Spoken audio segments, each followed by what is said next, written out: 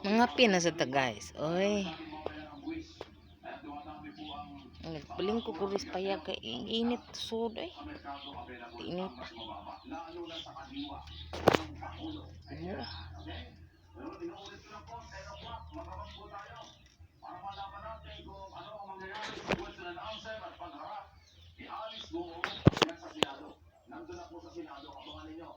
Lingkod lang tayo siya guys.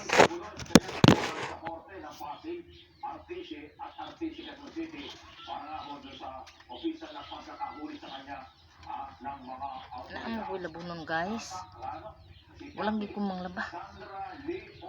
Hapon siguro ko manglaba eh. Kapoy mga ko.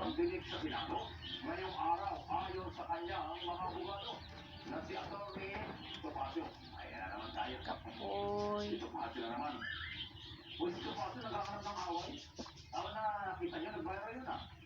Nag-press conference yata isang araw, hinahaway niya sa sultukan siya, no?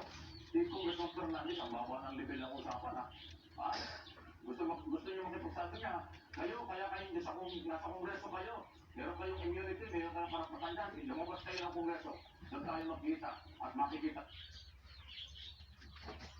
Kung gano'n sinasabi nito pa, Attorney, good morning. Kilala mo ako. Yan, abogado ka, bakit salahan mo ka ng away? Lumag sa batas na.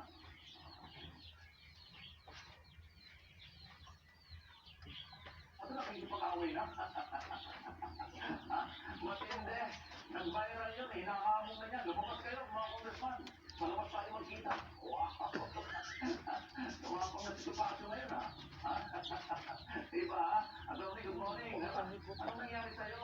Bakit yung makikipag-away sa mga congressman? Anong laban mo nun? Abogado na nag-notary. Nag-notaryo. Isa pa ito. Abogado nag-notaryo sa Kumanok guys. Eh, mubo naman itong higop.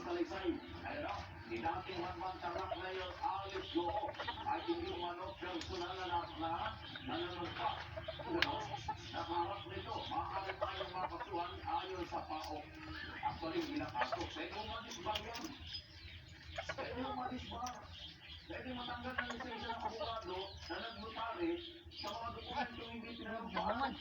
Ang bilyong-bilyong business, tapos drive-thru, yan ang description ko dyan eh. Drive-thru yung notary, hindi mo ginagos ka ng dokumentong gano'n, yung notary mo na, dapat pinanumpan. O tapos si Alice Go pa rin ang Inglesa, pa rin ang pang-notary. Ako, attorney, sayang yung pagusog mo ng kilay sa pala-abogado, malamang mabisbak. Naglambot na akong manok guys eh. Kung hinikta. Isa pag mamatay, sao na lang.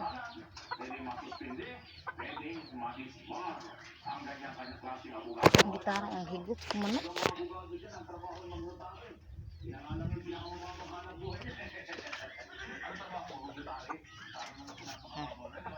Bata.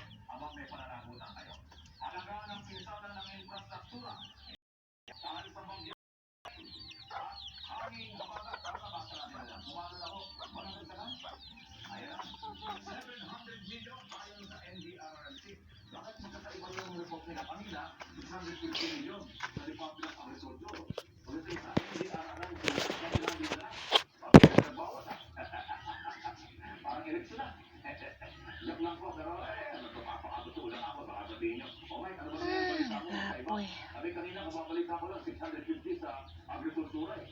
Ngayon na, 700 na, mukhang after 30 minutes, nag-increase. Hindi kay katulugan na rin payag doon guys, kay hangin ba. Kasi po, live. Naglalamok.